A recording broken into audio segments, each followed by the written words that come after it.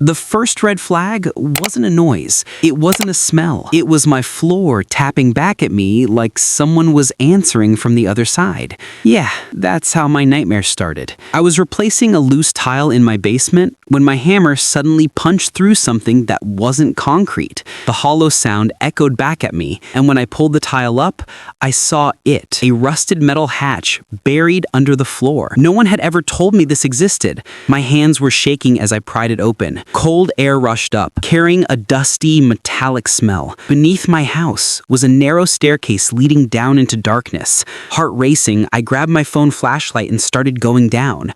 And at the bottom, a long forgotten tunnel. Old pipes, broken wires, fading warning signs on the wall that read, "Authorized access only, HOA facility." That's when I realized whatever this was, it didn't belong to them anymore. It was under my house. Before I could process it, I heard footsteps above me. HOA Karen. She was at my back door, already peeking into my basement like she owned the place. "You are not allowed down there," she snapped. "That area is HOA controlled." I looked up at her, covered in dust. Funny, because it's literally under my house. She started panicking. I could hear it in her voice now. "That tunnel is dangerous. You need to seal it immediately. This doesn't concern you." That's when I knew it concerned me more than anything. But before I tell you what I found inside, pause for a second. I want to know where you're watching from and what time it is there right now. Drop your city and time in the comments, because what's under your house might not belong to you either. When I finally reached the end of the tunnel, my light landed on stacks of old boxes. Inside them were blueprints of the entire neighborhood and files, names, addresses, photos, even mine.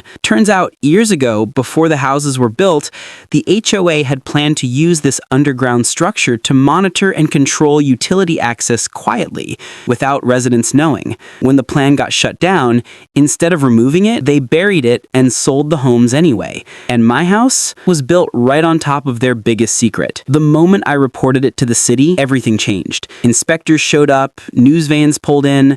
The HOA board denied it until the blueprints matched the original construction site records. They were finished. The tunnel was sealed legally, the HOA was fined, multiple board members were removed. And me, let's just say they stopped knocking on my door after that.